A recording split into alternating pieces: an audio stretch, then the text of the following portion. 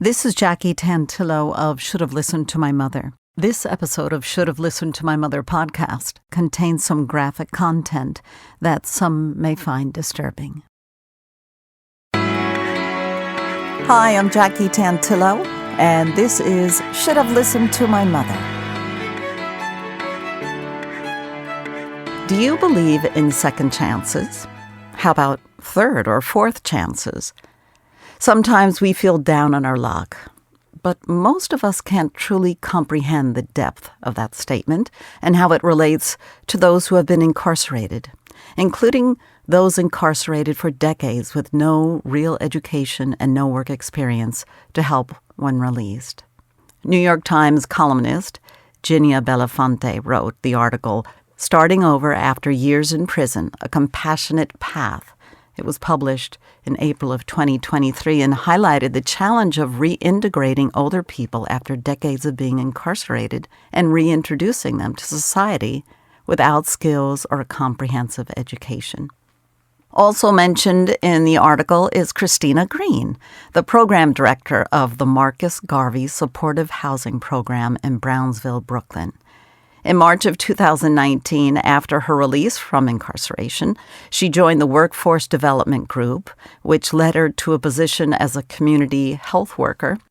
In time, Christina rose to program director at the HJN, the Health Justice Network, which in turn led her to her current position as program director at Marcus Garvey, beginning in March of 2022. Christina is invested in paying forward the support she received to other people reentering society. She says that most applicants who have been approved spent about 20 to 40 years incarcerated. Marcus Garvey provides permanent housing and additional reentry services for people returning from incarceration. From financial and tech literacy classes to interview preparation, Christina hopes to make these important reentry services easier to access for residents at Marcus Garvey. Christina Green is here to join us on Should Have Listened to My Mother. Hi, Thank Christina. you, Jackie. Hi, Jackie. Thank you. I'm so glad we got to do this. I don't know much, but you've said that you have quite a story to share with us, and I appreciate you taking time to do this. Obviously, your background and what you've been through is pretty indicative of how you understand and how you're compassionate for those just being released from prison today and that lost transition, right? Where do they go? No money, all that kind of thing. So how about if we start off with your mom's name? Oh, so thanks for having me, Jackie. My mother's name is Rose, or was Rose. She had passed away in 2009. And you grew up where? I grew up in Fishkill, New York. I know upstate. it. I know it. Uh-huh. And from what I've heard, or the little bits and pieces that we've spoke about, it wasn't your average, ordinary childhood. No, absolutely not, Jackie. It's a long, sometimes not really a nice story, but I have to say it made me who I am today, and I'm proud of the person I've become today through all these obstacles. Yeah, it always astonishes me how when people share these stories, they are able to pick themselves up and go on if they didn't have the good role model in the family, whether that role model was the mom or the dad or both or nobody or a friend on the street. This is a story that should be shared because if you could do it, a lot of other people can pick themselves up. And in no way, shape, or form do I want to make light of the situation, so please understand that. How about if we start where you think is significant, where your life changed? Okay, Jackie. And I often share that same sentiment that if I can do this, most anybody can. I'll start by, when I was very young, my parents were divorced. My mother and father had both remarried.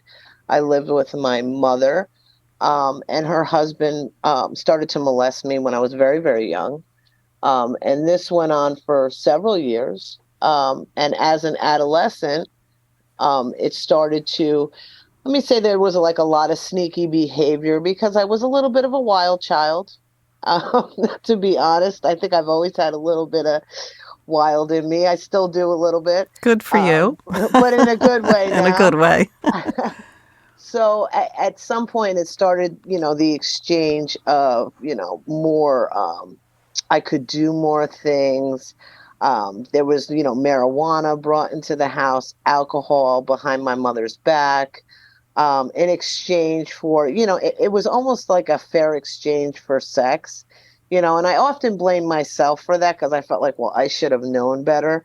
But the drugs started when I was very, very young. My stepfather used to, I remember him giving me sleeping pills, At what age are we talking when you like say? 11 years Oh my old. God. And you Yeah. think you're supposed to know better by then? I mean, my gosh, this guy's throwing candy to a baby.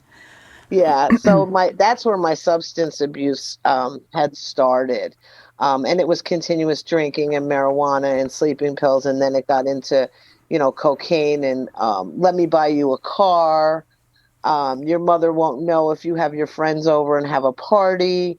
And I will say, in my mother's defense, she definitely had some mental health disorders. I think looking back, I remember times where she was hospitalized. Um, Back then they called it a nervous breakdown. Sure. I remember her talking to people on the TV, like thinking they were talking to her and thinking people were chasing her and things like that. So I often stayed, it was just, me and my stepfather. I remember finding pictures of, pictures he had taken of me, Polaroids, in compromising positions. And a lot of it I didn't remember because of all the drugs and alcohol. So he's a So, perfect description of a predator. yeah, Right. He did yeah, everything to keep you happy, to keep your mouth shut. He is yeah. textbook. And it seemed like a fair exchange at the time because I wanted this money. Like I always had a lot of money and I had a car, you know You what I had mean? the attention. Yeah. And Huh. I was able to drive a car at 12 years old. He used to take me practice driving. And I always had access to drugs and alcohol. I could say, oh, I'll just, I tell my friends, oh, I'll just call my stepdad. He'll bring us some alcohol, and it seemed like a fair exchange at the time. So moving forward from that, was back and forth, and eventually it was found out about, and I ended up moving in with my father and my stepmother. And my stepmother was a wonderful role model. And again, I was a wild child, always in trouble. Got kicked out of school, ended up having to go to Catholic school, moved, from school to school. And my drug addiction continued to get worse over the years. Um, and I don't know where you want me to go from there because a lot of things had happened. Well, how about if we well, let's fast forward to a drastic change in your life at 46. Oh, okay. So leading up to that, Yeah, tell me a little lead up to that and then okay. So leading up to that, I had my first child at 20 years old. I was married to a wonderful man, but again, my drug addiction took over. did your And husband know you were an addict? um, he did after a while. He did after a while, and it ruined my marriage for sure. I've ruined 2 marriages, lost houses, cars, everything due to my addiction. I've done a lot of things I'm not proud of over the years.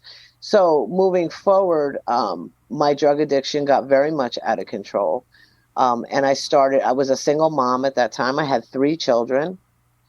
So I had to make up for the extra money, I started to prostitute.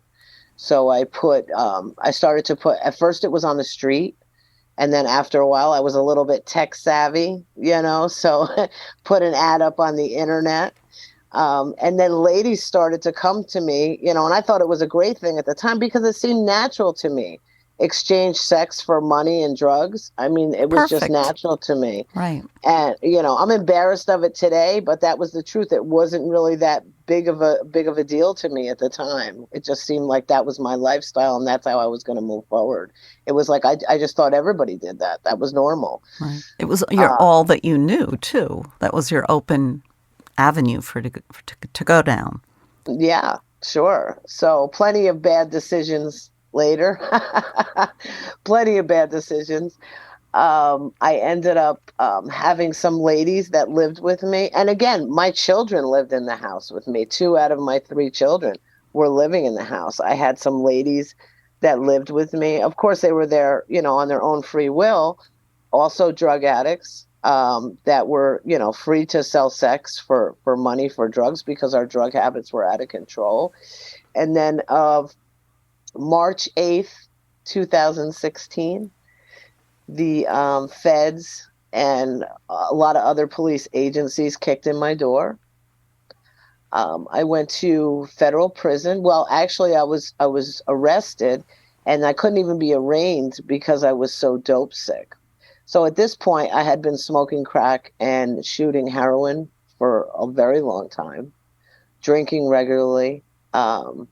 Like I said, prostituting regularly. At first, I was charged with sex trafficking. But I ended up pleading guilty to promoting prostitution over state lines because nobody was there against their will. After everything kind of got, unpacked, that's what I ended up doing. Part of my agreement was, I remember the judge saying to me, I'm going to give you a chance. I'm going to put you in, because there was no bail for me. No bail. She told me, we don't give bail to people like you. You're a predator. And I was like, I'm not a predator. And all of a sudden, like, I looked at my life and I'm like, oh my gosh. So she said, I'm going to give you a chance. You're going to go during pretrial. You're going to go to inpatient rehab. She said, don't make me sorry I gave you this chance. And I tell you what, it changed my life. So I went to Daytop Samaritan Village in Rhinebeck, New York. I stayed there for 10 months during my pretrial. It was probably the hardest transformation I ever made. The first 6 months, I wanted to leave every day. So meanwhile, my children, my youngest child was in foster care. And that was my only, that was my motivation to get my son back. I was scared at first. I didn't know where he was. My older 2, I wasn't really sure what was going on with them. It was really a pivotal point in my life. And I remember praying and crying, and I just, I needed this to wake me up. So I did the 10 months, and then I went to federal prison. I was part of the female integration program at Danbury prison. Mm-hmm. And I went there, and I became a mentor for other women. I help people with mental health disorders, with substance use disorder, and I felt like this was my calling. So after you had gone through the initial rehab program, you never relapsed? I never relapsed. I actually became their guru there. I was there. I took my recovery very seriously. I had tried to get clean before, but it was like a hamster wheel. I just couldn't do it on my own. And me being arrested was probably, I'm sure it saved my life. There's not a doubt in my mind it saved my life. And I'm grateful for the experience. And I know a lot of people can't say that.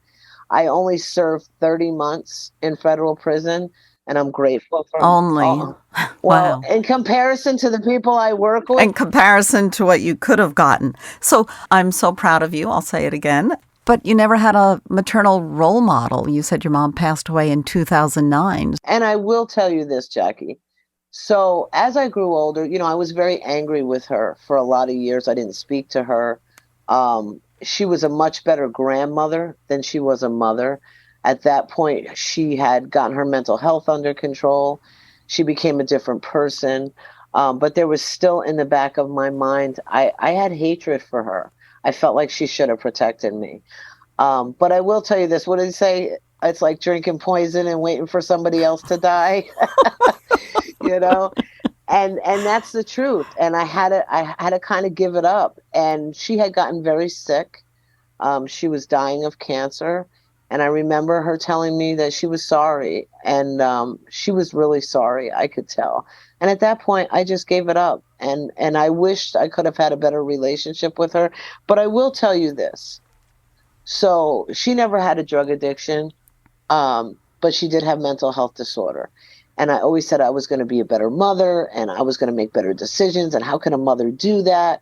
And until you're wrapped up in this, in these disorders, you don't really know.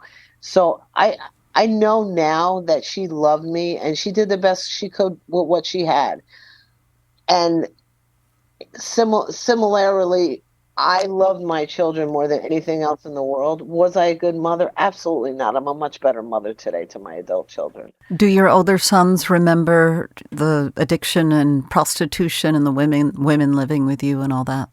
Oh yeah, my kids knew what was going on. They were big. Absolutely, absolutely. I remember my son telling me that I had passed out in a tray, and he thought I was dead. I had nodded out in a tray, and my two other older children struggled with substance use disorder. So I was Today, guilty. still today. Yeah, on and off. But they're right now my son's in recovery. He's doing great. My daughter, not so much. She does well for a while and goes back. So that's things Relapses. that I live with, that I'm guilty, and I have to be accountable to that. And I've made plenty of mistakes, but today I move forward and I take responsibility for those things, and I try to do better today. Oh, I know it is not easy, but good for you. I'm curious about your stepfather. Whatever happened to him? Did he get arrested? So he passed away. He passed away prior to my mother. When everything kind of got exposed, he had moved out of the country and left. How And then convenient. shortly thereafter, yeah, he passed away. But the laws weren't the same like they are today either. But still. They weren't as strict. So I will say that. Okay, so he's gone, he's out of your life, and you've been able to forgive your mom, which I think is an important part of healing. I'm sure you understand that as well, to forgive. Absolutely. And I forgive him too. I absolutely forgive him too. I do. I can't live with that anger. And I feel like for somebody to look at a child and get sexually aroused, I mean that's definitely an issue. Normal people don't do that. Oh, good for you. That's very, very important. And it's an important message to share as well. So you get out of prison. Mhm. And did you have anywhere to go? Did you have any I money? Did you have any skills other than your tech savviness? So I did. I did. So while I was married when I was younger, I actually went to school to work with the criminally insane. I did. And that was always my thing. I wanted to work on death row. I would still love that kind of work. I'm sorry, when did you do this? This was when I first got married. I was very, very young, just when I finished high school. Wow. I did that in Arizona. So I did go to school for a little while. And throughout my incarceration, I took plenty of college classes, most of them correspondence. I got my recovery coach. And I worked with people with addictions and mental health. I took a ton of classes. But when I was released, the only person that I had that I could really stay with was actually, for lack of a better word, he was a trick. Somebody that used to come visit me while I was prostituting. Sure. He was, yeah. So he actually, the truth is, he was a wonderful man. He was probably the one person that stood by me throughout my incarceration and my rehabilitation. He housed me. He let me sleep on his couch. He gave me money for clothes. I didn't have any clothes. I had gained 100 pounds since in my recovery, since I stopped using drugs. Yeah, I read about that. I think that's hard enough as it is to overcome, It let is, alone and it was everything else. hard. Yeah. So I will tell he used to drop me off in the train he used to drive an hour out of his way.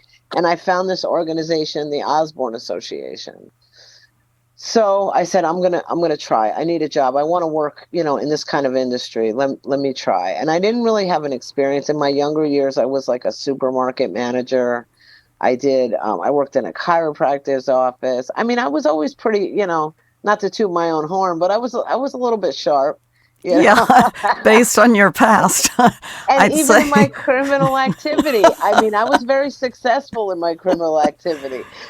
I made a Uh-huh. lot of money. I mean, and business is business. It's just transferable skills. Exactly.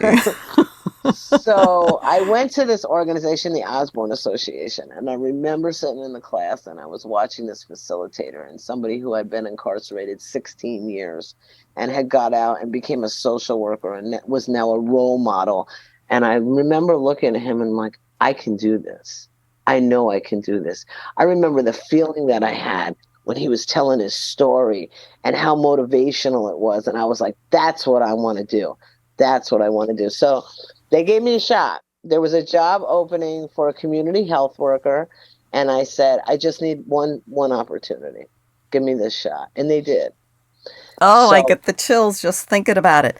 Now, just think if you had the presence of mind to be that driven at a younger age, where not many kids have the wherewithal and the opportunity and the exposure to have that drive. You could have bypassed, but it's part of what made you a lot of your past. You said it's helped you become who you are today.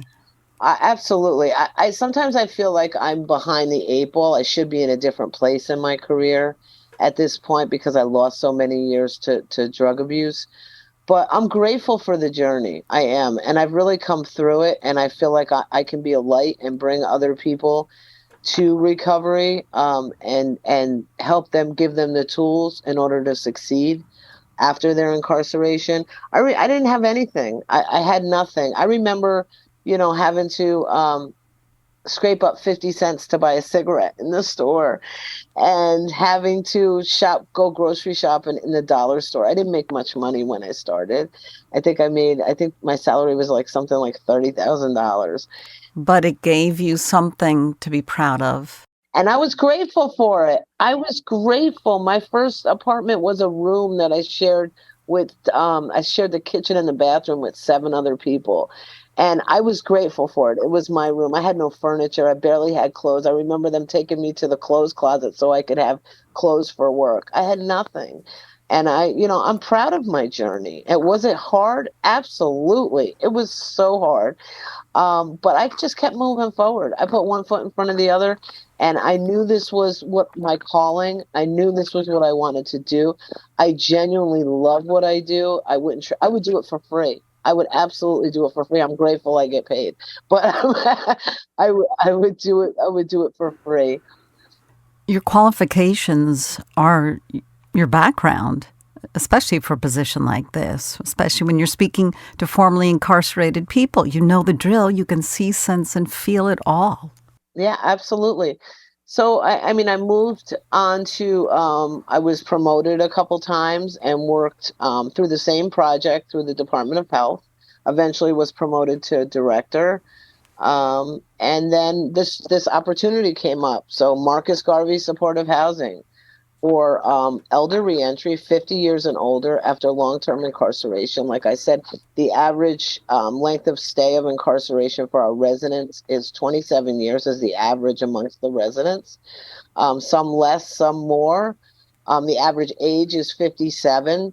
And Osborne has supported me throughout. I can't be happier with my career choice right now. They have supported me throughout since I came with them, and they've just been my cheerleaders. I can't say enough about the organization, and they really do what they say they're going to do. Well, that's And they wonderful. help people that are justice impacted, not only with employment, with housing. They help families of incarcerated people, bringing children and wives and husbands to the prisons to see their loved ones. There's classes for women, just for women. There's, alternative to violence programs. There's so much going on at the Osborne Association. I'm proud to say I work there. I am. It's nice that they're not just available once someone is released. They interact with the system and to help everyone fill that gap or fill that void, which is really wonderful. It must be hard, though. I mean, do communities, this one in particular, in Brooklyn and Brownsville, does a community put up a fight to have housing like this in their neighborhood? Well, unfortunately, Yeah. communities like this, Black and brown communities, often are the only ones that take programs like this. A lot of communities wouldn't want a program like this. But I will tell you this, my residents or my program participants are some of the most humble, grateful people you will ever meet. You're talking about people that went in as young adults, 19, 20 years old, coming home 30 years later.